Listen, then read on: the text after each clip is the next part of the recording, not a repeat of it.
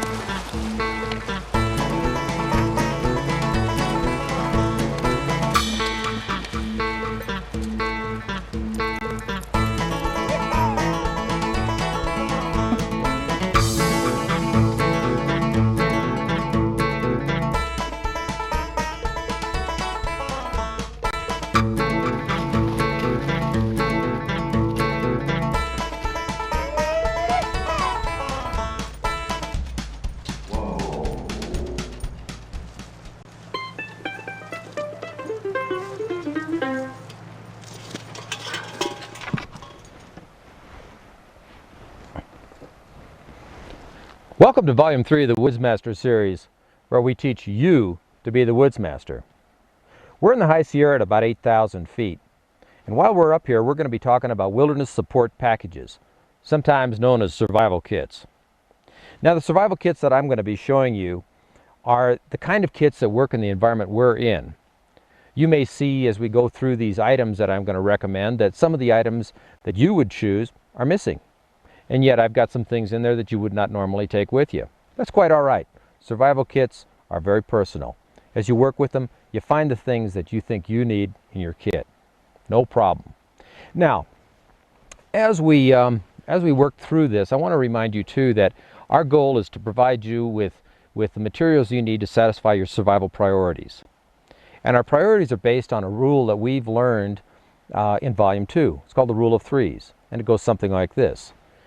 You have about 3 minutes of survival without air, 3 hours without shelter, 3 days without water, and 3 weeks without food. And that's it. These kits are designed to help you to satisfy your needs in that order: shelter, water, and food. And you'll see the elements in there that'll help you to get what you need. For convenience, we've arranged these elements into 2 survival kits. We call the Mini Kit and the Maxi Kit. Now, the Mini Kit is a tiny little thing that you can carry with you all the time. We've learned through experience that if you make a survival kit too complete, people are just going to leave it back at camp because it's inconvenient to carry. Well, the Mini Kit is very convenient. You won't even know it's there, but it does a host of things.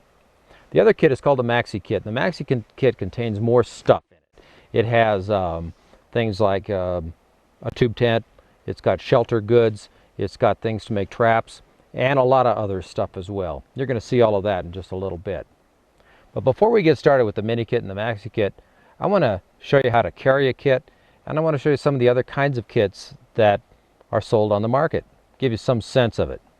So in order to do that, we've got to take a little trip over to an area where I stash these things, and we'll get started.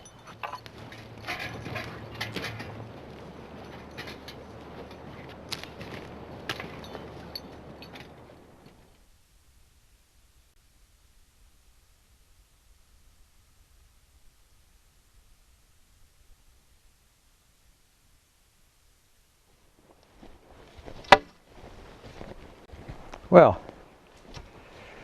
here we are, the big survival kit. I always hope it's all right when I come up here. Oh.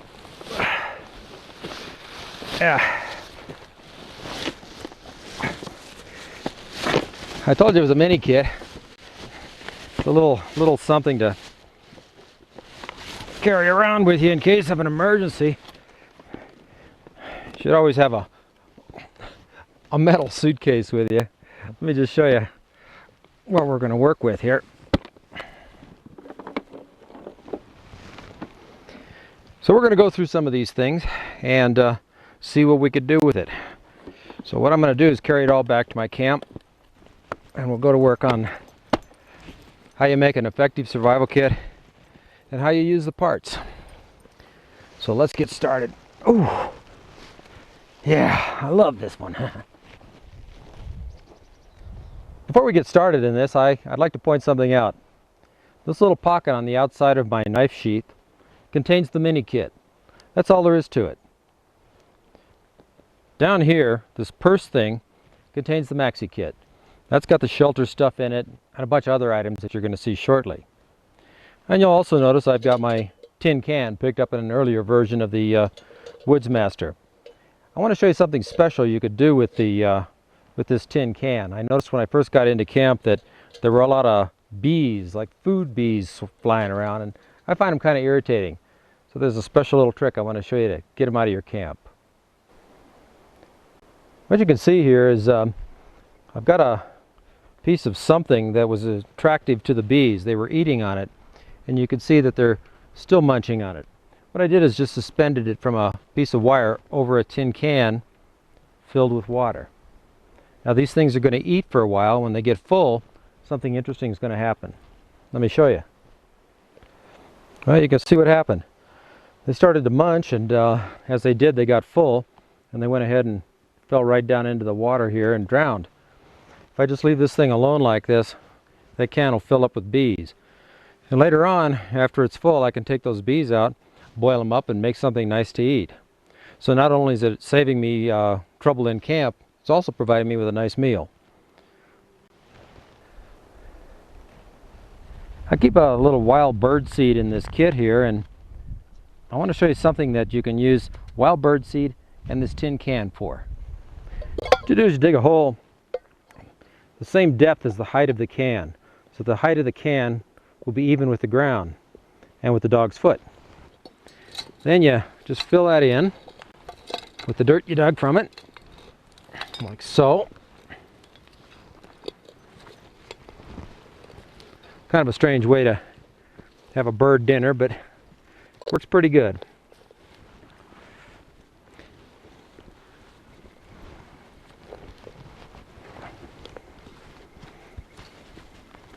There we go.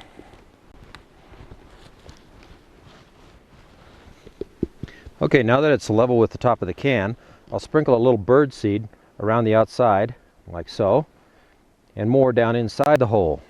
This way, when the birds come along and they start eating here, they'll see the seed down inside the hole, they'll jump in and eat it. Once they start to eat it and they want to get out, they can't fly because the can's too narrow, and they can't jump out because they can't jump quite that high. I've actually caught 2 birds in this a number of times. So this is a really good trick to use with a coffee can. When I was in the military, I discovered that the Army had, well, special ideas about survival kits. This is the survival kit they issued to us for use in the jungles. Let me show you what went into this thing, or at least a little bit about it. This is the same kit, and I've just opened it up a little bit. They thought that a head net and mittens for mosquitoes would be pretty important. Well, it really is. When you've got mosquitoes the size that grow in the jungles, these are pretty nice. And it does keep them away from your face. In addition to that, people won't recognize you. The kit itself is designed around a sticky display like this. Each of the sides of this box have a sticky material on it, and that way they can attach things. Like this is an antifungal cream. There's antibiotics, there are pieces of tape, bouillon cubes, a saw for cutting wood, a pencil, some paper in there to write your last will and testament, chapstick, band-aids, salt tablets, and miscellaneous other little things would all fit in this case. So it was a kind of a convenient case, but it had a lot of stuff in there that I didn't think was particularly important. For instance, there was this whistle. I don't know. Something about using that whistle in the middle of the jungle didn't seem like a good idea. Let me show you another kind of kit that they came up with. And this was a good kit. This was called the Parachute Pack Survival Kit. And all of our parachutes had these things attached to them. All we needed was a parachute and this little guy here. We could do just about anything we needed. It had some matches for starting a fire, a band-aid in case you get a bullet through the chest, a water container, fish hooks, fire starting materials, a pocket knife, and iodine tablets for purifying water. Well, this is what gave me the idea for the mini kit and helped me to cut back on the size of the survival kits that I recommend today. But let's take a look at some of the items that might go into a survival kit and how to carry them. One of the ways to control what goes into your survival kit is to control the size of the container that holds it.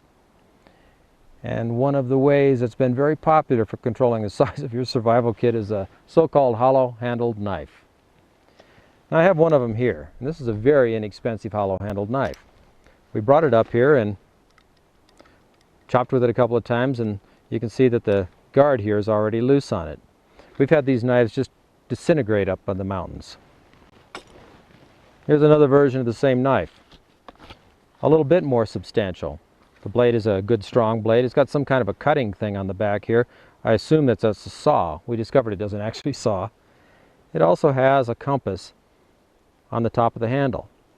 If you were to drop this knife and it landed on the handle, which it will, it'll break that compass. And that of course renders the compass useless. Not a good idea. Here's another one. Even more of a real survival knife. This one's even called the Explorer. See, it's got some kind of a saw blade back here. But again, if you were to try to saw wood, you'd discover pretty quickly that, oh, it'll make a fine gash for a little ways and then it just stops sawing. You may also be able to notice that right in here, it's been welded. That's because the handle separated from the blade. And that's one of the characteristics of the hollow handle blade, or hollow handle knife, is that the blade can easily separate from the handle, especially when you're chopping. You see, there's not much to hold that blade in that handle. In a conventional knife, the tang, which is the part that attaches to the handle, goes all the way to the back of the handle, and it gives you good strength. These lose that strength because there's just one little surface in there holding it, and your kit is stored right in that area. Here's another one. This is kind of an interesting little knife. Comes from Spain. It's got a real saw on the back here. This one will actually saw.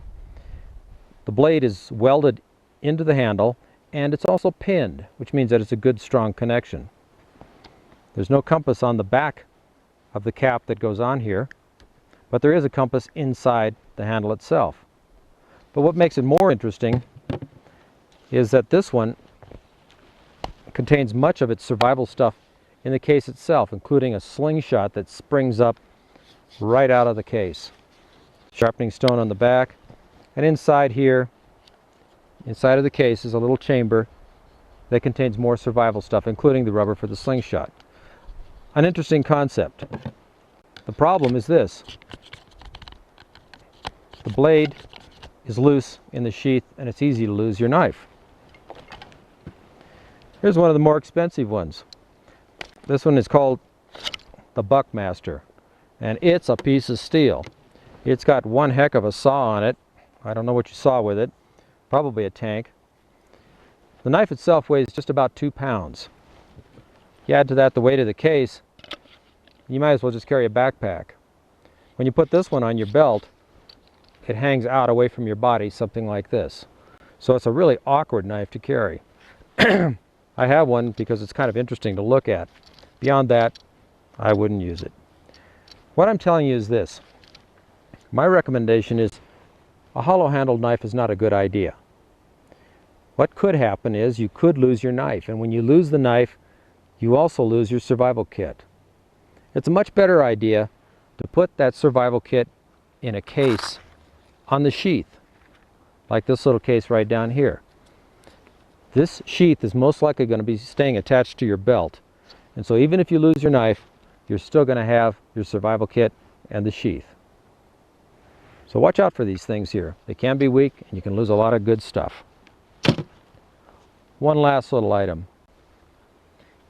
and that's this thing here. This is called the Survival Rescue Tool, and it's quite a gadget actually. If you put your hand in it like so, you can use it for cutting. as with a regular knife. It's got a little rope saw on the back here. This section in this area here is like a can opener, only this can opener is designed to open automobiles. You can literally drive this down into the hood of an automobile and peel it open. It's got a wire stripper and wire cutter, a glass cutter, and you can take this thing if you'd like to, and with the cord attached to it, hook it to a couple pieces of wood and turn it into an axe.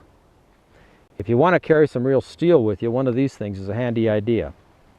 Unfortunately, the survival rescue tool is also illegal in some areas. So watch out. Check out your local laws before you try to pick one of these up. Well, now that I've told you a little bit about that, let's take a look at what goes into these survival kits. Well, looks like my dog Kuma wants to know what's in my Maxi Kit.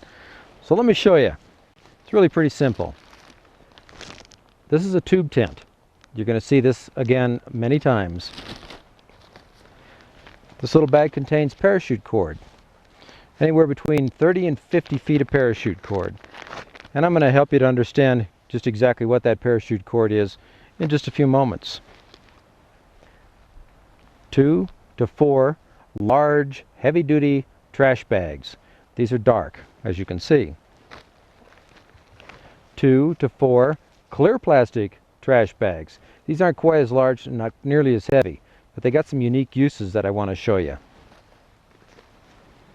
Surgical tubing. Anywhere between 2 and 4 feet of this stuff.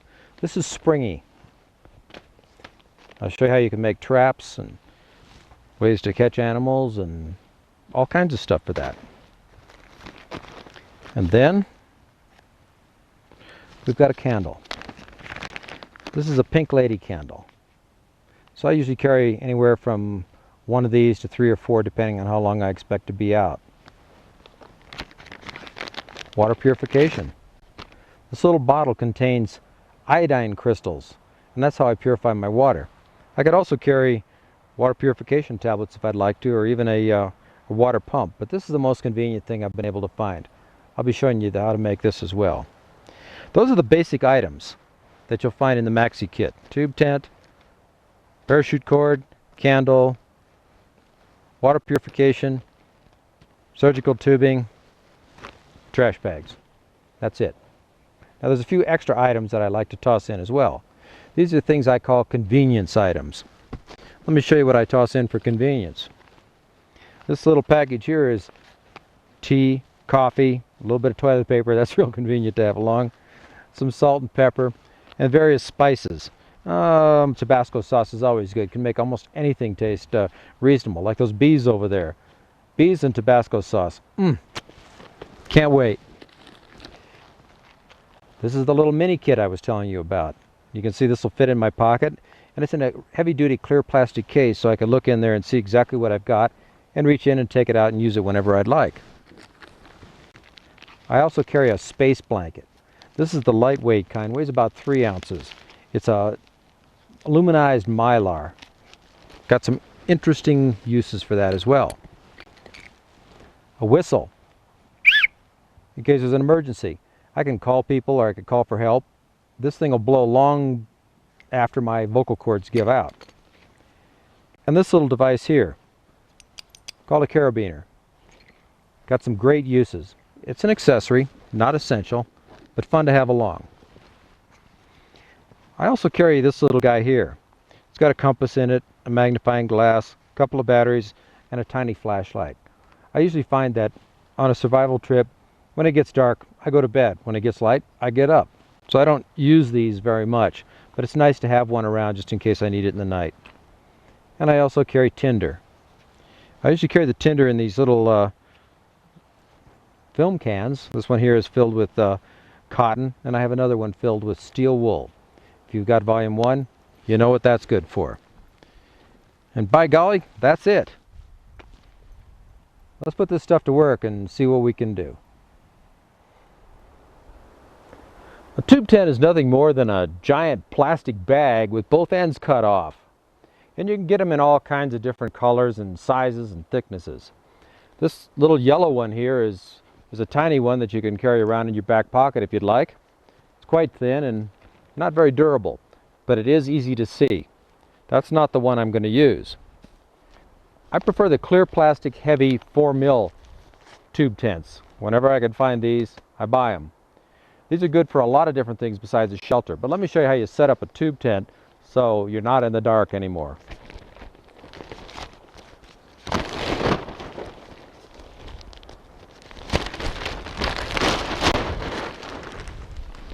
I've already tied this cord to the tree over there.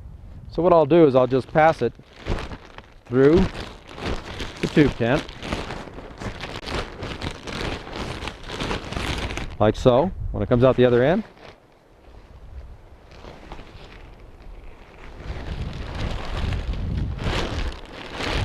tie it to a tree, as you can see here. Now what I've done is simply suspended the tube tent from the string. And in just a moment here, I'll show you how it goes together.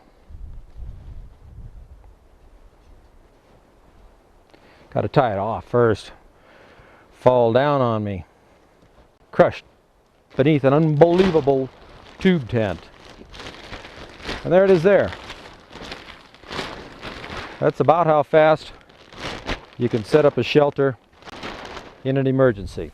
All you do is crawl inside and you've got shelter. Now what you're going to want to do when you make this thing is close off one end a little bit.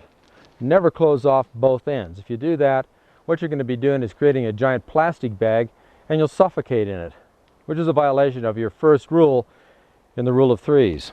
You've always got to be able to breathe. So we'll seal this off just a little bit. We can tie it off or do whatever we'd like. And we'll tie it to this end, and then I'll show you some more tricks with the tube tent. Now that we've got the tube tent strung, you'll notice that it slides back and forth pretty easily. And if the wind starts to blow, well, it'll slide all the way down into a big clump and not give you any shelter. So here's a cute little trick that'll help to hook that thing in place. And all it requires is a little loop of cord, about like you see here, and a small smooth stone. Let me show you how this is done. Just lay that cord over the top of the line that holds up your tube tent, just like this. Bring it through, over the top again, bring it through. You can see it's made a little loop. Now draw that thing tight.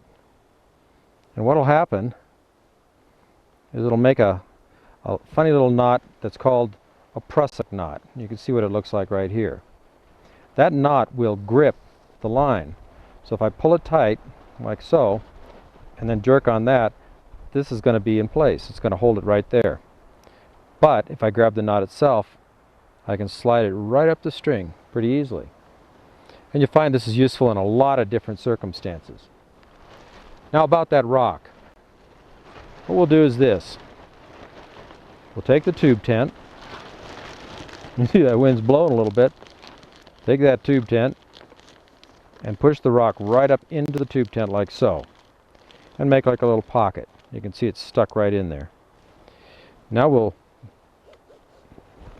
draw that line over, and we'll make another prusik knot, just the same. Only this time I'll loop it like so.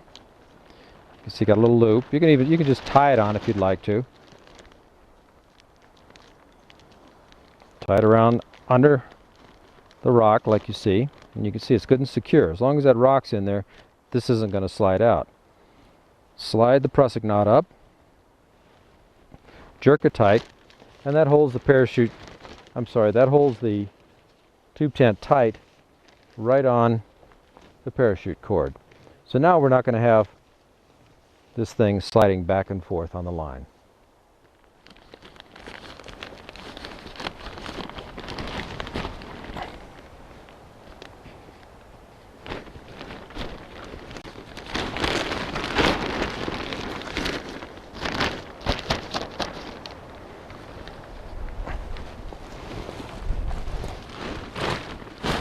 There we go.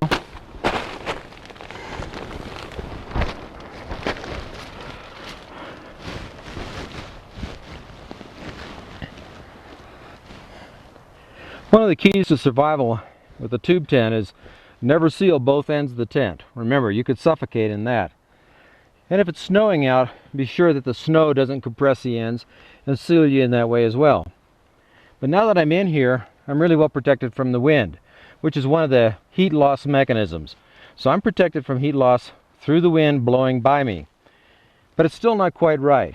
You can probably see that the wall of this thing is kind of coming in towards me, which means that there's not a lot of space in here, and this thing will be flapping around a lot. So let me show you another little trick to turn this tube tent into a really comfortable home, something like a Quonset hut.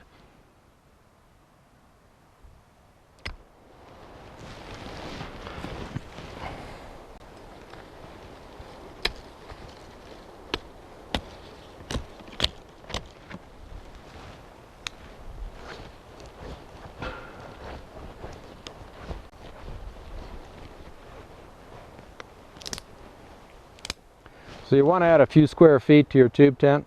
Here's the way to do that. A couple of pieces of your parachute cord and some flexible pieces of willow or some other plant.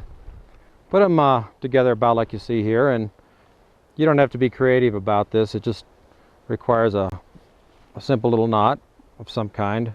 It's not going to be under much pressure, so you don't have to be real sophisticated. And you tie the tops together like you see here. And turn it over. And take another piece of flexible willow and choose either one of these, doesn't make much difference. And another small piece of cord. Let me just flip this one over. And lash those together as well. And again, it doesn't have to be very tight. It's just there to hold it in place for a little while. And you'll see what I mean by that. Now I've got 3 cords tied together, and they make kind of like an N. Let me show you how you put this to work. Now that I've got these pieces tied together and I'm inside the tube tent, what I'll do is I'll just spread them out, as you see here. You got to be careful you don't put a hole in your tube tent with this. And if it looks like it's going to cut a hole, just go ahead and bend the tube tent a little bit, or bend the string a little bit. There you go. After I learn how to talk, it'll work fine. And you can see that opens up the tube tent in the area that I'm going to be staying in, kind of like a little rib. So now I've got a Quonset hut tube tent with a lot more space. Walls are pretty straight.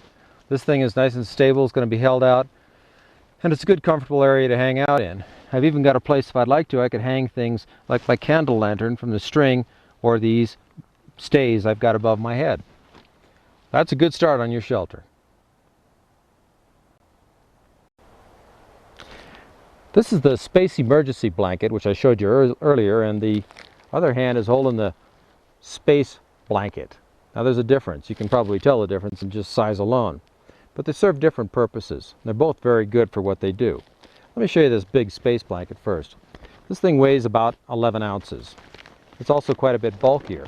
It's got an aluminized coating on the inside, on one side, and a dark coating on the other. It's waterproof, windproof, and it'll reflect heat, either back at you to keep you warm or away from you to keep you cool. It's a good sturdy thing. Got grommets in the corner, and you could use it as an emergency shelter or tent or whatever else you'd like to do with it. It's a nice thing to have with you. This little blanket here, the Space Rescue Blanket, is convenient because of its size. And like its big brother, it will reflect heat back at you. But you can see that it's really very thin. It's a very thin aluminized mylar. And it will stop the wind, it will stop the rain, and it will reflect heat back at you or away from you. But it has some other purposes or uses as well. I'll just show you a couple of them. One of them, you tear off a little section of it, and you can see it tears pretty easily, which is one of the problems with this stuff, is as emergency sunglasses. You can actually see through this stuff. So if you're caught out in a blizzard and then it clears up, gets awfully bright, or even in the desert, you can put this in front of your eyes and protect your eyes from sun or snow blindness. That's nice. If it's very, very hot out, you could turn this stuff into a hat, protect your head, and not cook. Cooked brains are bad. Now if you're going to sleep in this thing, and it's big, if you can get it unwrapped, it's a good sized piece of material. If you want to sleep in it, you'll find pretty quickly that you could tear it by just rolling around in it. So that's not good. The way to use this stuff is to put this on under one layer of clothing. That way your clothing protects it from abrasion and so forth, but you're still able to take advantage of its protective qualities in stopping the wind and reflecting your body heat back at you. But it is a handy thing to have with you. This one, because of its size, I've used this skiing many times. We've seen injured people. We just stop and wrap them up in this, and it protects them well. And the other one, because it's durable and it works really well. But both of these are good products, and you might consider them for your kit.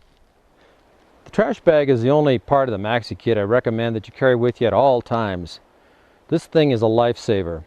I always keep at least one trash bag in my back pocket. That and my mini kit, and I know I'm okay. Now this trash bag is sort of special, and it's the kind that I recommend that you purchase. You see, this is what's called a construction trash bag. It's made out of a 4mm plastic. It's about 4 feet long and a good deal wider than a conventional trash bag. You can see it darn near covers my body. In fact, you can take two of these things and slice the end off of one, team them up, and make yourself a little tube tent.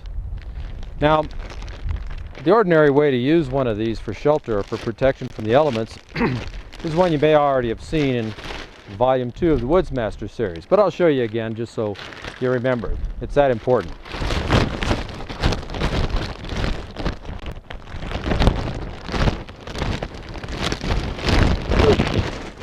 Well,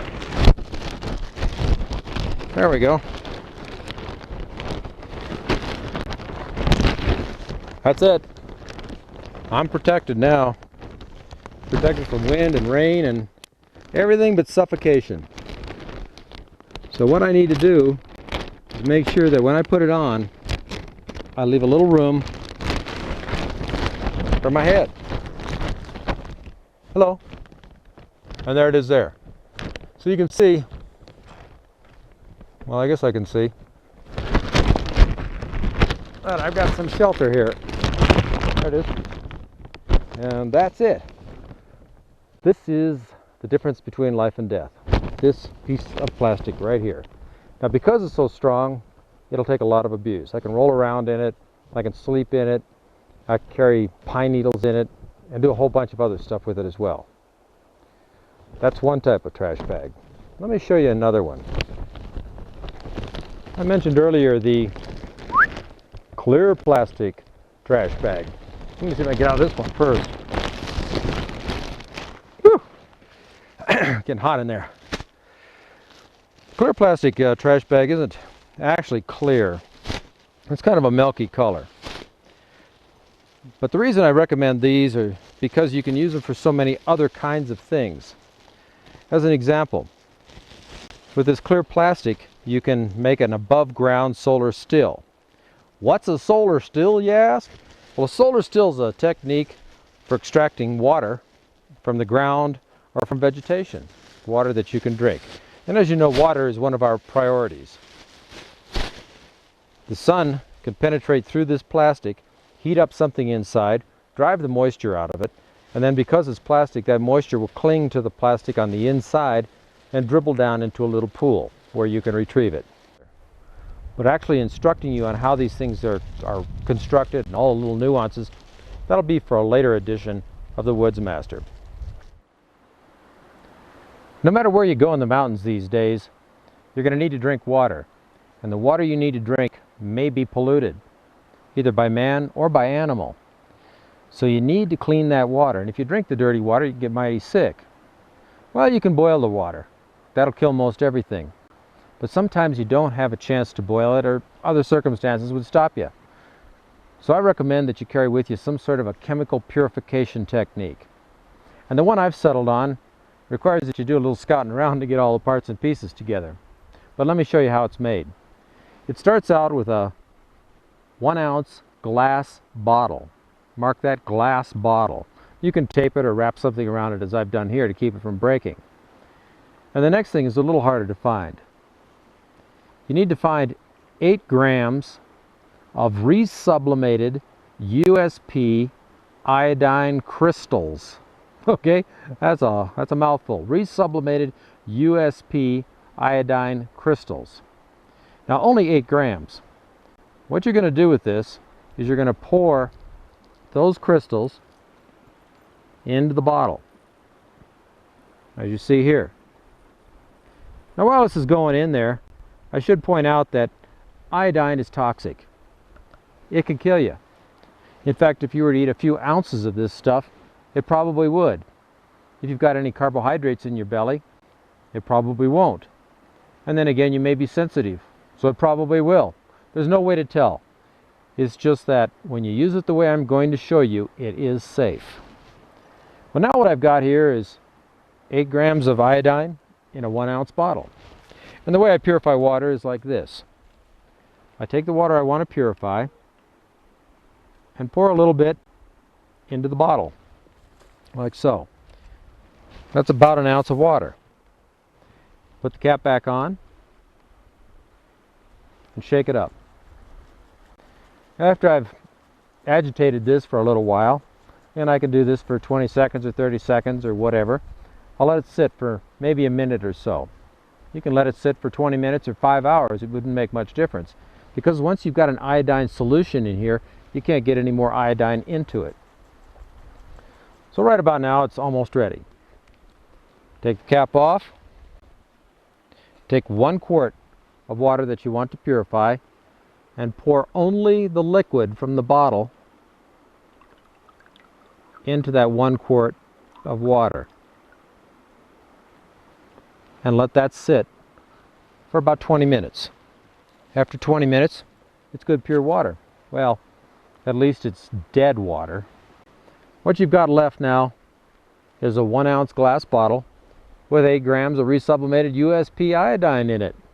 You see, you can use it again and again and again. In fact, this little bottle here will purify thousands of gallons of water. And this way I don't have to worry about ever running out of the chemicals I need to treat my water. Iodine tablets are another alternative, but after a little while they'll go bad once you open the bottle. So you might want to consider this technique here.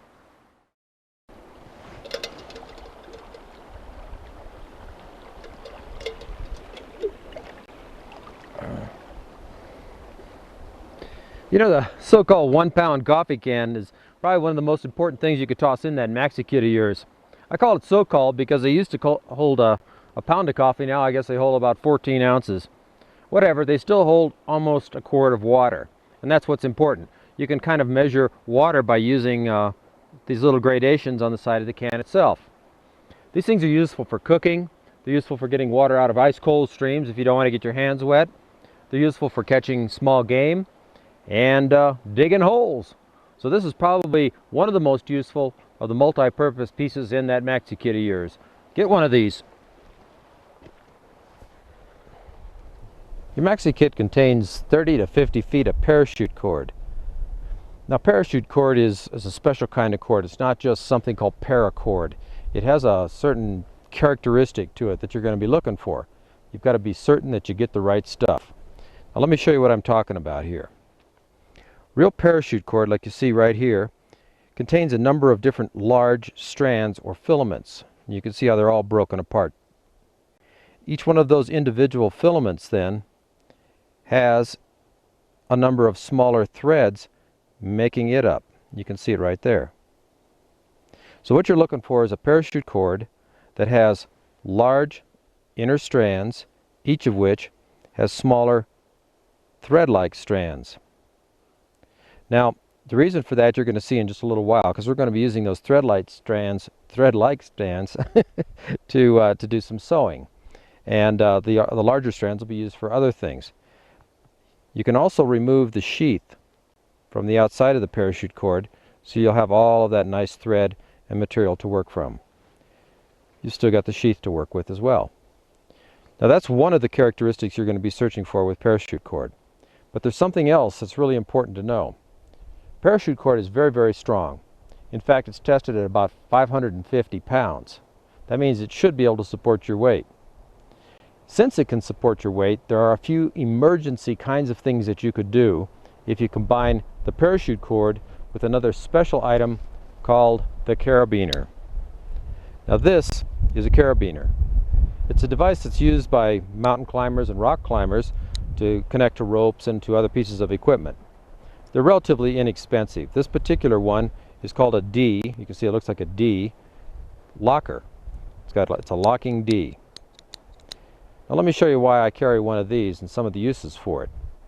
When I team this with the parachute cord, I can do something like this. I've attached this cord to this branch up here. Now before we start with what I'm going to show you, I want to make certain that you understand. What I'm going to show you is only an emergency technique. This is not for recreation. Do not do this unless it's an emergency. Even then, it's very, very dangerous, but it could save your life. Now let me show you. We're going to be using the carabiner in conjunction with the cord. I'll open up the part that slides open. It's called the gate, and I'll wrap the cord around the carabiner several times, like so. Now I'll just slide it back up the rope like that. Now you'll notice if I keep tension below the carabiner, I can't slide it. But if I loosen up that tension, it'll slide easily. What this means is this: if you need to get down something very steep or lower something, and you use this technique with your parachute cord, you can hold on to the carabiner like that and let it take up the pressure of the thin cord, which would cut your hand if you tried to slide down it, and control your descent by just letting the cord loose at the bottom. That's all there is to it. So watch out for this. Again, don't do this unless it's an emergency. Now there's a whole lot more you can do with the parachute cord, so let's take a look at a few of those tricks. Now surgical tubing is kind of a strange part of the Maxi Kit, and it's not altogether essential. But it has some special uses I think you're going to find interesting. Now what is surgical tubing? Well, surgical tubing is something like a latex rubber, and it's very, very stretchy like this and quite strong. You've probably seen it in exercise machines before. Where do you get it?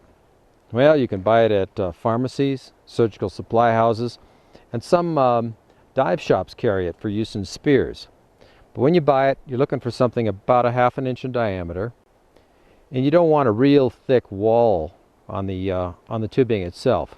Some of the dive shop stuff have these really thick walls with a tiny little hole in the middle, and that hole is important to you because you'll be using it as a soda straw and other things as well.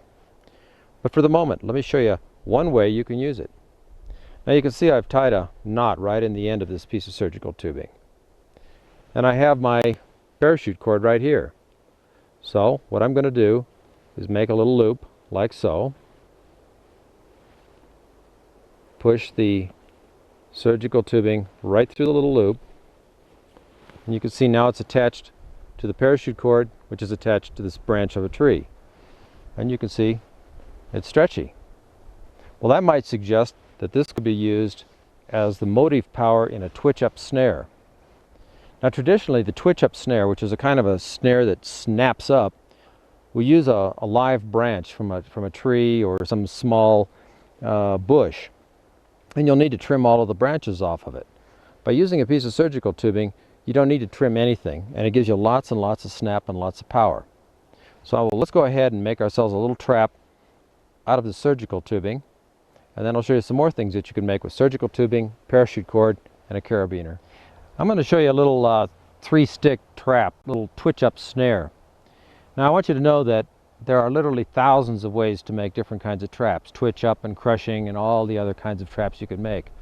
And the intention of this volume of the Woodsmaster isn't to teach you how to make those. We're going to do that in a later volume. But for the moment I thought it'd be interesting for you to see how you can use one of these kinds of traps with the surgical tubing and parachute cord. Now what I've chosen is a 3-stick trap, and basically what it is a piece of wood here. You can see it's about a foot and a half long, with a point on one end and a little notch carved out of the tip at the other end. This is going to be driven into the ground. Now there's another piece, that's this thing here. This also has a notch on it, and I'm going to be attaching the parachute cord right to the end of that, and these two hook together like so. So I'll stretch the surgical tubing down, it'll hook on like so. Now there's going to be lots of tension trying to make this take off that way. Well, how's the animal going to make it release? Well, that's the reason we have a third piece, and this is the trigger. The trigger fits in between the vertical piece and the part that's connected to the power. And what will happen is when the animal touches this piece out here, the trigger, that'll pry these two pieces apart, and this will jump up in the air. Well, how's he going to get caught? Well, that's the job for the snare. And the snare is made out of just a little piece of parachute cord. And it's attached to the end of the section that flies up in the air, like so. So I'm going to go ahead and put this together, and I'll show you just exactly how this thing works.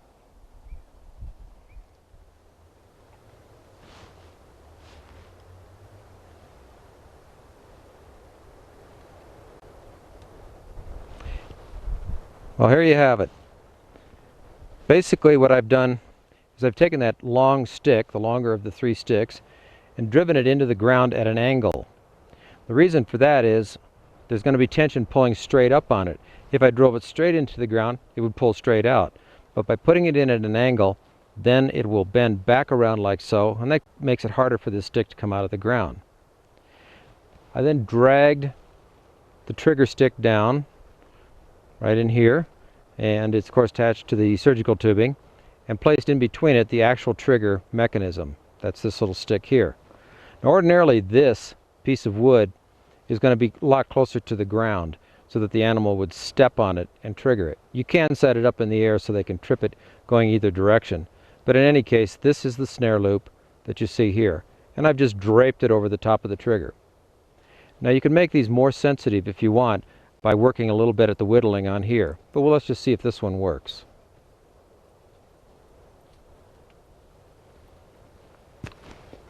There you go. You see it caught my hand. Now I would normally put a lot more pressure on this so it would lift the animal up a lot higher. But I didn't for a reason. When you set traps like this, you're exposing yourself to injury. You see, this little piece here can come up and hit you in the eye.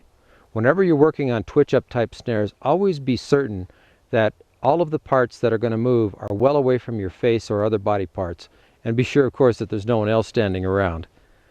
But stay away from these when you're working on them. I usually like to lay down, as I'm doing here, when I'm actually setting the trap, which means that when I hook this thing up, I just drag it down, it's away from me, and hook it on. And it's all set to go. My dad, the Lost Hood, Del for short, came up with this little thing. You see, my dad's a heck of an outdoorsman. He's taught me a lot of neat tricks, and here's one that he likes to use with a piece of surgical tubing. You can see this is actually a slingshot rubber here, but surgical tubing would do the same thing. Now what I've done is I've taken a piece of lining from the inside of that parachute cord and tied it up nice and tight. So I make a little loop out of the surgical tubing. You can see some of that cordage right here. After it's tied up nice and tight, you take your pocket knife and trim those little cords short, like so. Now what you're going to have is something that looks about like this. Well, you remember that carabiner? Dad carries one. And look what he does with it. You just slide that rubber loop over the top, like so. And the other one like this. Lock it up. And you got something that looks like a slingshot. Except it's not a slingshot. It's a bow and arrow. How do you like that? So I call this the Delbow. Let me show you how this works. Before I demonstrate the Delbow, I want to explain to you that ordinarily if you were going to use this technique, you'd probably make up some primitive arrows. We're going to be talking about primitive arrows, how to fashion a stone point, and how to attach feathers and so forth, in another volume of the Woodsmaster. But for the demonstration, we're going to leave those alone, and I'm just going to use a conventional target arrow like you see here. Now when you're using the Delbow, all you need to do is to hold it in your hand like you would a slingshot, something like this. place the arrow on top of your hand and hook the arrow in the little pocket I've got on the slingshot rubber, and then shoot it like you would a slingshot. And that's all there is to it. It'll take an arrow like this and accelerate it at a speed that's good enough for hunting small game. And since you can make this thing up in a hurry, it's kind of a nice thing to know you can do.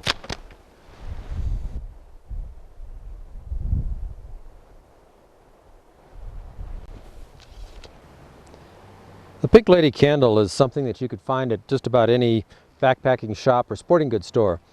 And these usually come packaged 2 to 4 to a package. They're very inexpensive. Now, I choose these for a number of different reasons. Some of the reasons you've already seen in previous volumes of the Woodsmaster. But one of the reasons I carry it is this little antler here. This is my bearing for the fire bow. If you have volume 1, you've already seen how that's used. And you also know that you need to lubricate it so that that drill will spin freely. Well, I use the Pink Lady candle to do that job. Just rub a little bit into the depression where the drill is going to go, and I can get lots of speed out of the drill when I try to make a fire, rather when I go ahead and make that fire. So it's good for lubricating things. Another use for the Pink Lady candle is, as you've already seen in volume 2, a little candle lantern, as I've got here. This is just an old aluminum can, I think, oh, it's a Coke can, and what I've done is I've put some sand down at the bottom and cut the wings out of it, and I've got a little candle lantern, and this will help light my camp at night. And this way it keeps me from using that flashlight. This will burn for quite a while, and there's a few little tricks to it that you see in volume 2. Another way to make a reflector for your candle lantern is like this. This piece of aluminum foil comes from your mini kit, and you're going to be seeing more of this a little bit later. This piece of aluminum foil has just been fashioned into a little reflector, and this way you get more light out of that. In addition to getting more light, you also protect the flame from wind and so forth. Now, candle does more than just light your way. It's also useful for lighting wood that might be a little bit moist. Sometimes you have trouble getting a fire started, you could get your candle going, and as long as you could protect that flame, you can use the wood or the flame from your candle to dry out the wood and get that fire started. You can use it for plugging holes, and you can even use it for waterproofing some kinds of things. For instance, when you're attaching a stone point to a spear or an arrow, and you use sinew to tie it together, you'll discover that the sinew is susceptible to moisture. In other words, it'll come unwrapped once it gets wet. If you melt a little bit of wax onto that and then heat it, the wax will sink down into the sinew and keep it from coming apart. So you can use it for waterproofing. That's just a few of the uses you've got for a Pink Lady candle.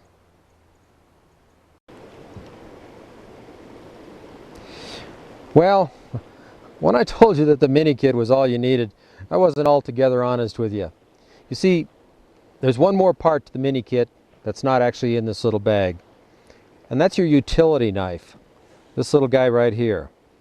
Now, I've made some choices on utility knives, and the one I finally came down to was a Swiss Army knife. This is one of their larger models, and it has 3 main tools on it, the ones that I use most often.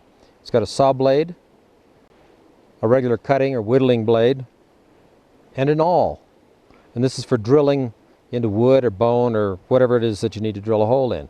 But this is one of the most useful tools you can imagine. If you've got this with you, you're okay. Now, Swiss Army makes a variety of tools that have these particular kinds of items on them, of blades on them, like this other model here. This is a smaller conventional sized Swiss Army knife with a cutting blade, saw blade, and awl.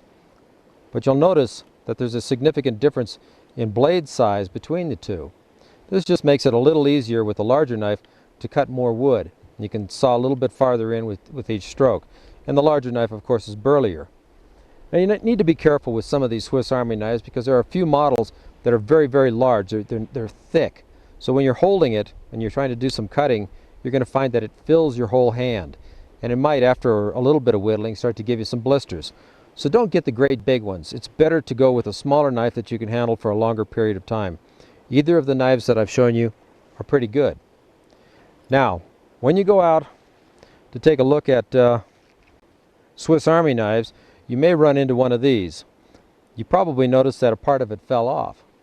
This is what's sometimes called the Swiss Army type knife. And these are really cheesy little knives. They look a lot like the Swiss Army knife. They've even got emblems on them like so. But this one here has a little screwdriver blade that used to sit right in here. And the first time I used it, the screwdriver blade popped right off. We've had a lot of students buy these things thinking they're getting a great value, and then after a day or two of using it, the blade will break or some other tool will come off, and before long the entire tool disassembles. They're just not worth getting. Buy a good tool and buy it once. And then of course don't lose it. Recently there's been a whole new class of tools coming out. And these are the kind of multi-tools, pliers and wrenches and so forth, all on a little handheld guy about this size. The one I carry with me, and I do use one, is this little tool clip by SOG. It's a handy little tool. It's got a little wire cutter right in the bottom of the gripper. It's got, of course, a pair of pliers, a little pry bar, a whittling blade, and a screwdriver. But it's very, very light in weight and good and sturdy. Now Leatherman also makes one, and this is a Leatherman type tool here. This is one of their smaller models. It has a pair of pliers, needle nose pliers, a cutting blade, a saw blade, and some other items on it. But you need to be careful with these.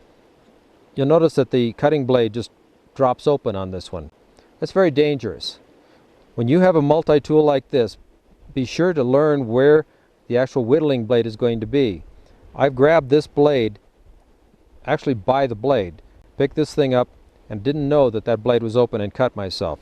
So be very, very careful that if you're using a multi-tool of this type, that you know where that blade might drop. Now recently there's been a whole new class of knives, and that's this one here.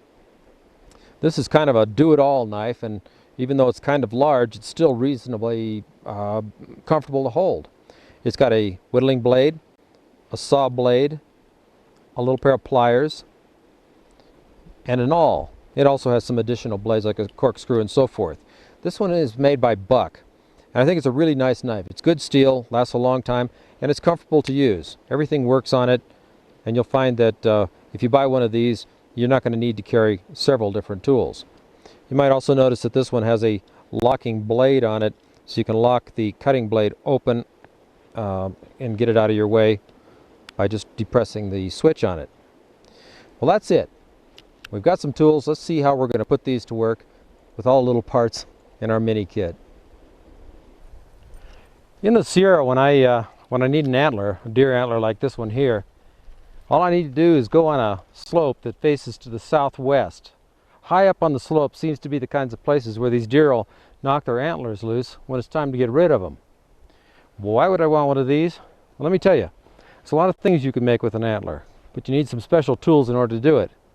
And we're going to show you a few of the things you can make with it and the tools you need to work the antler material.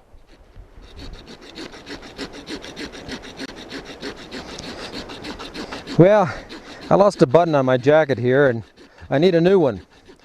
So you remember that antler we found a little while ago? I'm just going to saw off a little disc of that and then use my awl to drill a couple holes in it and turn that into a button to repair my jacket. I could also take this and saw off this little pointy section here and make another fire bow bearing like I had before. That way if I was a four-armed guy and could run two fire bows, I could get two fires started at the same time. But I won't need that. The main thing is that with this saw, I can saw even a hard material like an antler into little pieces and turn each of those pieces into something that I can use in a survival situation. That's one of the reasons I carry a saw on my knife.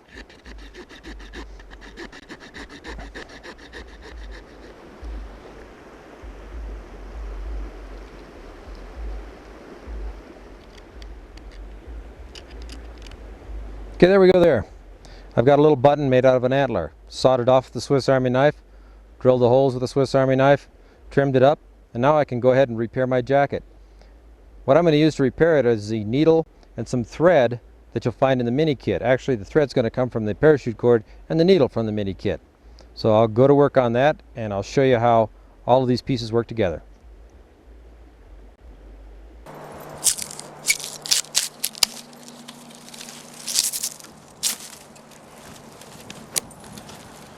Well, while we're getting the parts together for the Maxi Kit and mini kit, the weather started to change. Cold wind started to blow down the canyon and got a little bit chilly. So we decided to move our sight. We picked a spot that's more like what you saw in Volume 2. Part way up from the valley floor, out of the wind, it's on a south-facing slope, under some protection, and on top of some nice ground cover. It's a good site. We even got some juniper here that we're going to use to start a fire like you saw in Volume 1. Oh, don't worry, this isn't a repeat of Volume 1 and Volume 2. What it is we want to show you how the parts in the mini kit and the maxi kit interact with what you saw in Volume 1 and Volume 2. See, it all goes together. Now that I've got my seat ready, let's get on to the mini kit. This is the mini kit. It fits in this little small case here. You can see it's not very big. Slide right in your back pocket. Now let's take a look at what goes into this little plastic bag. What's it contain? Well, let me show you what I put in here. First thing I put in is, this is a 1/2-inch adhesive tape. You can use that for repairs if you've got an injury. Doesn't look like much, but that's your basic first aid kit in the mini kit. It contains a balloon. This is like a water balloon. This will also be our canteen. So if we want to, we can go down and get some water at the stream, bring it back up here, and we'll have some water to drink. It has fish hooks. These are number 10 to 14 fish hooks, depends on where you are. And as you can see, I just put them on a piece of paper, lay some tape over the top so I can punch them out the back, something like a vitamin container. You'll see more of that in just a few moments. It also contains these things here. These are split shot or BB shot, used for weighting the fishing line. You can get these at any fishing shop. And anywhere from 4 or 5 to maybe even 10 of the little safety pins. Again, these are for repairs, different kinds of traps, and for fishing. I'll show you how to use these things in ways that you may not have dreamed of. I keep them conveniently hooked to a little string like this so I can get at them when I need them. It contains about 2 feet of heavy-duty aluminum foil. You'll see a lot of uses for this stuff. A flavor packet. This one happens to be chicken flavor packet. A bouillon cube would work just fine. This is to make those unpalatable dinner items palatable. In other words, they may be edible, but you may not like them. This helps to make them taste just a little bit better. Snare wire. You're going to see a lot more of this in just a few moments. There are a lot of uses for this wire. It's not just for snares, it's for all kinds of neat things. This is a little fire starting tool. You've already seen this in Volume 1 and Volume 2, but this is a real fine little item. Easy to carry with you. Start a fire in any conditions. About 10 feet of 6-pound monofilament fishing line. I keep it wrapped up like that so I get at it easily. Use it for a lot of different things, from repairs to fishing. This is a double-edged razor blade. It's got a little cover on it for safety so I don't accidentally cut the other components up, but it's sort of like an emergency knife or a scalpel if you need one. And it contains needles. These are Easy All needles. You'll see more of that in just a few moments. I keep calling the wire snare wire, but it's really a lot more than that. But what kind of wire do we choose? Well, I've got 2 choices here, and both of them are really good. One of them is called Monel stainless steel wire. This stuff is 45-pound test, and it's used for fishing. You can get it at most fishing shops. Excellent wire, very, very pliable, and since it holds 45 pounds, it's quite strong. But what will work just fine is galvanized steel wire. This you can get it at any hardware store, and I recommend something between 24 and 28 gauge. That'll give you a strength of about anywhere from 15 pounds down to maybe 5 pounds on the 28 gauge, as you see here. In any case, you don't want very thick wire, you just want something that's flexible. Before we go any farther with any of this stuff though, let me show you how you make a snare out of snare wire. Before you go ahead and start trapping animals, be sure to check the local game laws. It might not be legal in your area, but if it is, here's how you make that snare. Take a piece of snare wire about a foot or 2 long, and an old dead stick, as you see here. Let about 1 inch or so of the wire stick across the stick, as you see, and then just wrap the wire around it a couple of times. After you've done that, bring the 2 edges together in this manner, squeeze them, and rotate the stick. What that does is it helps to twist one piece of wire around the other piece of wire. gives it a good tight connection between the two sections. After it's on there like that, just break the stick, like so. Then you can withdraw the stick and you're left with a nice little loop. Take the other end of the wire, push it through the loop, like so, and you have a snare. What will happen is the animal's foot or neck will get into this thing, and it'll tighten down around it, and they won't be able to get away. So it just basically holds the animal in place. And it may, as I say, either be by the foot, or by the neck, or even some other part of its body. But the snare is a traditional and very effective way to put some food in your pot. There's literally thousands of uses for a piece of wire. You probably already know that. As we go through the rest of the contents of the mini kit, you're going to see some more uses for the snare wire that we've included in there. But before we go on to that, I'd like to add a couple of quick comments about snares themselves. Snares are really indiscriminate killers. In fact, they don't actually kill, they restrain. What they do is they hold an animal in one place long enough for you to come and retrieve the animal, and then you kill it. At least that's the way it usually works out. They're also not particularly effective. If you want to catch something with one of these, you're going to need to set up anywhere from 4 to 8 of these things every time you find a new campsite. They're about maybe 25% effective when you set them perfectly. So don't expect to set one snare and catch an animal. There's another thing I'd like to point out about snares. Because they don't actually select the animal that they're going to be trapping, it's possible that you could set a snare for a rabbit and end up catching a mountain lion. And that's definitely something that you don't want to do. So be sure that whenever you set a snare, you set something that's going to be weak enough that an animal you don't want to have is able to break it or able to escape. So with your snares, be careful that you can't catch something too big for you to use. Now there's advantages to snares too, and we're going to be discussing all of those things in another volume of the Woodsmaster. So a little bit farther on down the line, I'm going to be showing you how to set a snare effectively and how to select the animal that the snare is going to trap. Meanwhile, let's get on with the rest of the stuff in the mini kit. Here's a neat little trick. You can see I've got my little tool clip, my little multi-purpose tool here, and this is a magnet. It's a nice strong magnet. Well, I take all of my metal items like this and I magnetize them. The way you do that is when you're at home, you just rub them on a magnet. You can get this from a speaker or, well, there's a lot of different places. You'll find magnets, kitchen magnets and so forth. But just rub it until it's magnetized.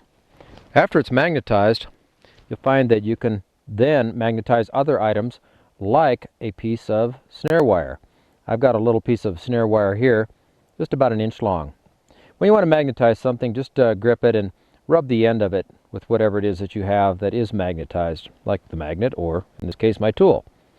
Now, why would I want to magnetize that? Well, let me show you. Take your hat and push down the top of the hat, as you see here, to make a depression. And then with a piece of one of your trash bags, line that hat, like you see here. Now you've got a waterproof little cup here. After you've waterproofed it like so, you can add some water, like that, and you got a little lake. You now take a leaf, this is just an old oak leaf, and that little piece of magnetized wire, and lay the wire on the oak leaf, and then set the whole thing right in the water. And what will happen is, after the water stops moving, this little assembly here is going to orient itself north-south. So what you'll have then is, with that piece of magnetized wire, a nice little compass that you can carry with you anytime you want. Remember, all you need is a piece of magnetized wire or a needle, a leaf, and some still water, and you'll be able to make a compass. We'll get back to this in just a moment after the water settles down. Okay, it's pretty well centered now. Let me just show you something. Here's a real compass, and when I bring it in, it'll probably affect this one. Maybe you can see that they're pointing in roughly the same direction. At any rate, that's how you make a little magnetic compass out of a piece of wire a little bit of water, and a leaf. In order to keep the fish hooks safe and organized, I just lay them on a piece of paper, as you see here, and then put a piece of Scotch tape right over the top. And that keeps them all together and keeps the points out of the way. When I need one, all I do is grab that fish hook and push, and it shoves the hook out through the back of the paper, like so, and I've got access to it, just like in a little vitamin packet. In order to use the fish hook with a fishing line, just grasp the hook in a way that's safe and push the line through the little loop in the back of the hook.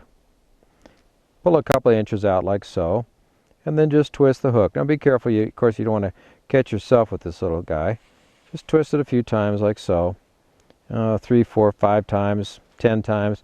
Doesn't make a lot of difference till you've got one piece of line wrapped around the other, as you see here.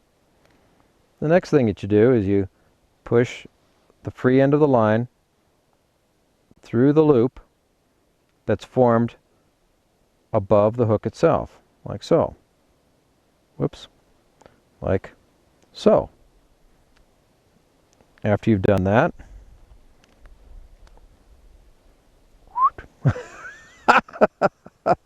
yeah, after you've done that, just pull it tight, like so.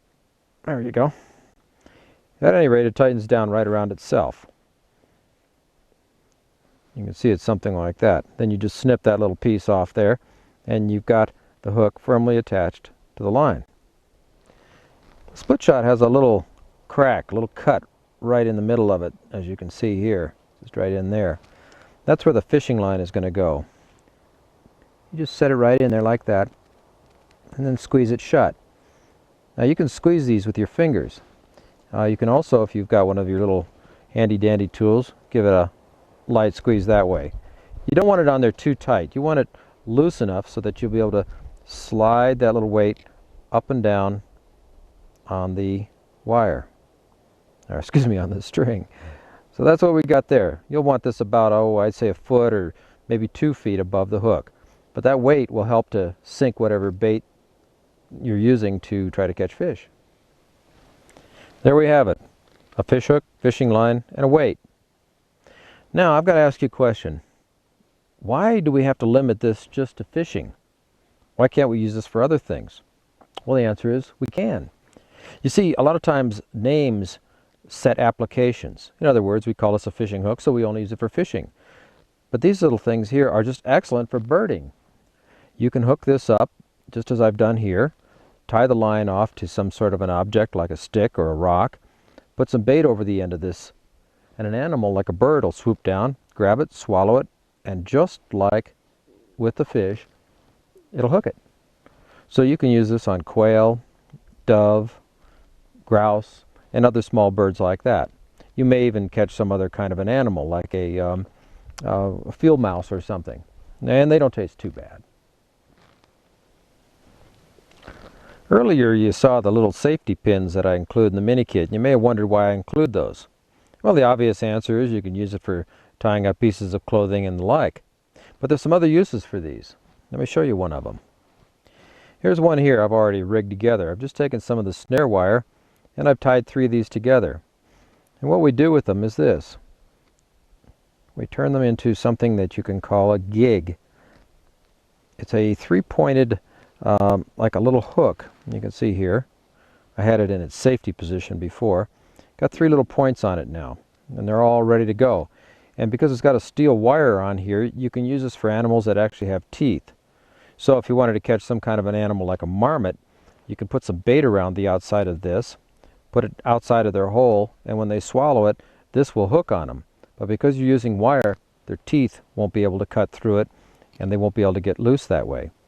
Whenever you use something like this, you want to be absolutely certain that you restrain the animal and they don't get away, because eventually these little points will kill them. So you can't let that animal get loose.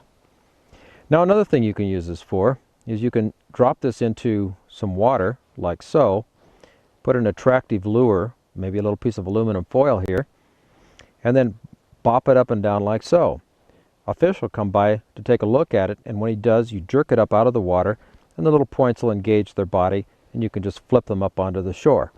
It's an extremely effective way of catching small fish, and also quite illegal in most areas. But in a survival situation, it is legal and it is effective. These are the Easy All needles.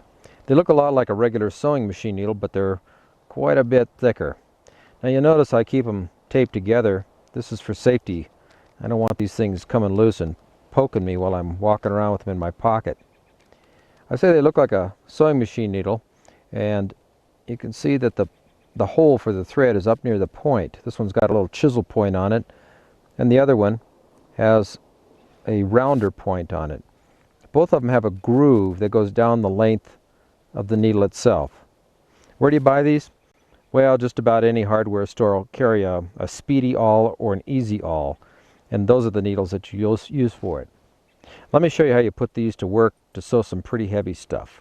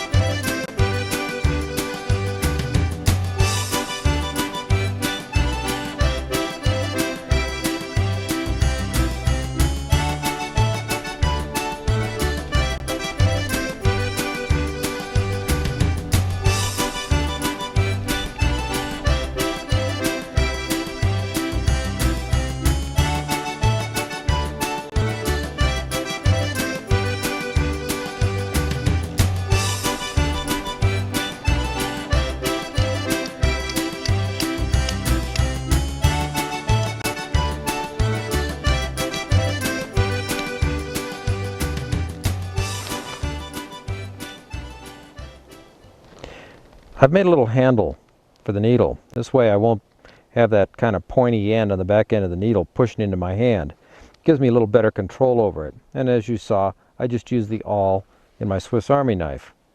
Now what I want to do is take some of the thread, the inner lines out of the parachute cord, and turn that into thread. We're going to put these all together, and then we're going to sew something together. I went ahead and threaded the line from the inside of the parachute cord right through the tip of the needle. Now what I want to do is push that through my jacket. Why do I want to do that? Well, if you remember earlier on, we made a button with a piece of antler. We used our Swiss Army saw to cut off a little disc of bone, and then we drilled some holes in it with the awl on the Swiss Army knife. So I'm just going to drop that button right over the top of the needle, as you see here, and then I'm going to withdraw the needle, and the thread goes right through it. Now what I've got is part of the thread is on one side of the fabric and the other part is on the other side of the fabric. The next thing is to push it through again, like so. Now you might want to notice that the needle has a little groove on one side, and the thread will slide down in it. The other side has no groove in it. That's important for this reason. What we're going to do now is we're going to drop needle, or the disc of bone, right over the top of the needle. And you see I can make a little loop on the side of the needle that has no groove. I pass the thread through that and then remove the needle. When I do that, I've just made one stitch. To make another stitch, I just repeat the process. Push it through on the other side, withdraw it part way, and you can see I've got a little loop here on the side that has no groove. Pass the thread through that little loop. Whoops, come here. like so, and then withdraw the needle. And I've got another of my burly little stitches. Incidentally, this cord is pretty strong, so it's probably going to last a good while. I think just for safety I'm going to make one more stitch. Withdraw it part way. Push it through the loop. Pull it out. Only this time when I pull it out, I'm going to pull it out all the way. When I withdraw the thread, I'm going to jerk the other side right through. Oops. There we go. Now we've got it all set to go. I've got a nice tight thread. I can pull it tight like this just by jerking on it. Tie these two pieces off with a couple of quick overhand knots here just to show you what I want to do. Like that. And look, it's stitched on there. It's good and solid. And that string is really strong, so that'll stay in place for a long time. Well, that's how you use the Easy All needle, a piece of willow, your saw, and thread from the inside of the parachute cord. The aluminum foil in the mini kit can be used for an infinite number of things. As an example, I've made a little cup here out of the foil that's in my mini kit. It can also be used as a candle holder or a pot for boiling things. But what you'll discover is that the mini kit has so many applications that it's literally impossible for me to explain all of them. Let me give you an example. Many of the parts can be kind of put together, teamed up as it were. This little piece of willow I found down by the creek, and what I've done is made some little eyelets out of snare wire. So a couple of those. We've got the fishing string, which you may not be able to see, made from fishing string. And down at the very bottom we've got the hook, got a little hook, and concealing it is a lure made of aluminum foil.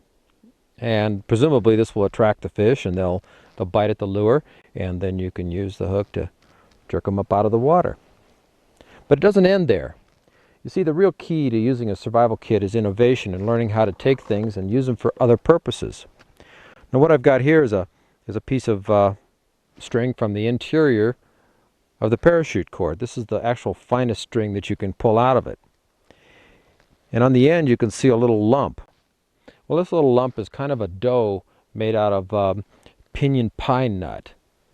And what I did is I made a little surprise. This little surprise is for squirrels or other small game. And you can use the same technique for fish. Let me show you the surprise.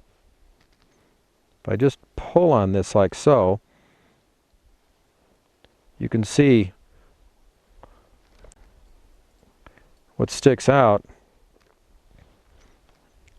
is that little piece of wire right there. That little piece of wire is just a chunk of a safety pin that I cut off, and it makes a gorge hook. And remember, it's just tied to the parachute cord line. When an animal swallows that little lump you saw earlier, this thing turns sidewise in their throat or stomach, and it holds them. It pokes right in there. It's an old technique. Now what if you didn't have a safety pin? That's not a problem. Instead of using a safety pin, you could use a small piece of bone, or even if you could find a piece of stick, if you could find a piece of really hard wood. The point I'm making is the key to a survival kit is innovation. Innovation and imagination. And with those things and some basic knowledge, you could turn anything you find out here into something that you can use to help your survival. Well, there's a few more things yet to go. So let's take a look at those. Well, I think it's about time to go check that bird trap and see if anything fell in. Whoa! Looks good. Oh, man. Yes. Dinner. And that's a beauty, too. You know, a lot of people think that their food is raised just like this. They see them in the supermarket like this. It must be how they're born and raised. The fact of the matter is that your chickens come with feathers and guts, just like all the animals that live out here. So there's a certain responsibility to killing animals. And a rule: if you kill it, you've got to eat it. Well, we've got this let's go prepare it.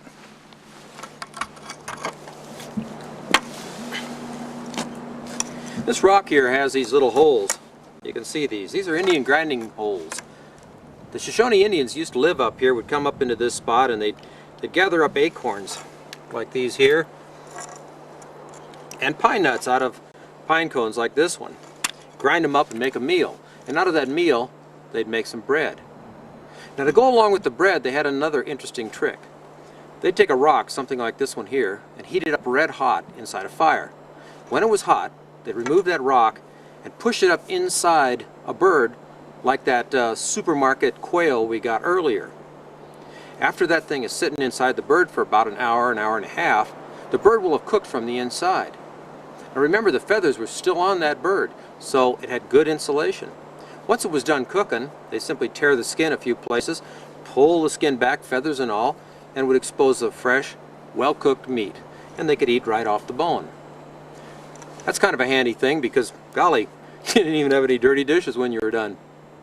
Well, we've got one more little thing we wanted to work with here, and thought we'd go up and cook up some beef bouillon soup and say goodbye to you until the next volume of the Woodsmaster.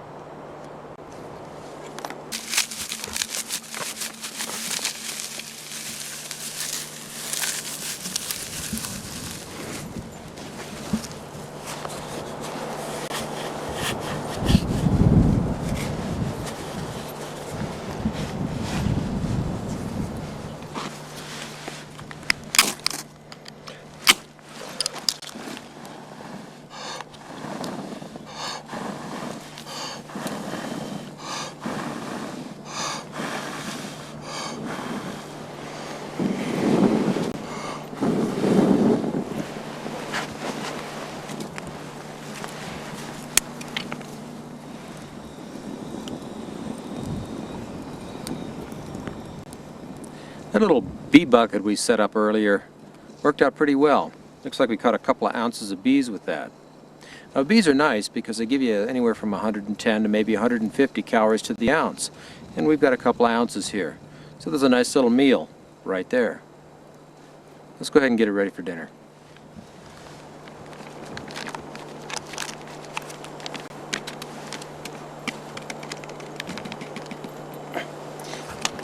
There they are. It's a nice little meal there. Now, some people might find that this is not particularly appealing. The flavor may be a little different than what you're used to. That's why we do this, a little bouillon cube. Remember, there's one of those in your mini kit. You can have either a bouillon packet or a bouillon cube. And what I do is I just mix a little bit of bouillon in with it, something like this. Break them up a little bit, and then I'll boil them.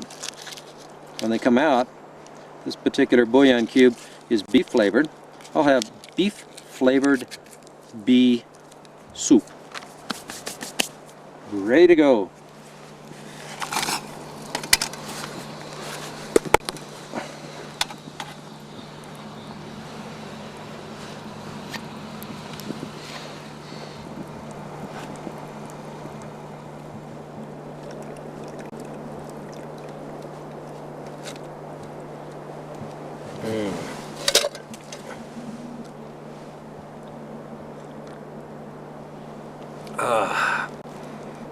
That'd be good. Well, we hope you enjoyed Volume 3 of the Woodsmaster series. And we hope you learned that the two most important parts of your survival kit are your imagination and innovation. And everything else is up to you. We also hope that you'll join us in Volume 4 of the Woodsmaster series, where we teach you about wilderness travel techniques, primitive techniques for finding direction, and how to find your way through the wilderness. We hope you enjoyed this volume of the Woodsmaster, and we hope you'll join us in the next one. In the meantime, we'll see you on the trail. Come here, come on, go.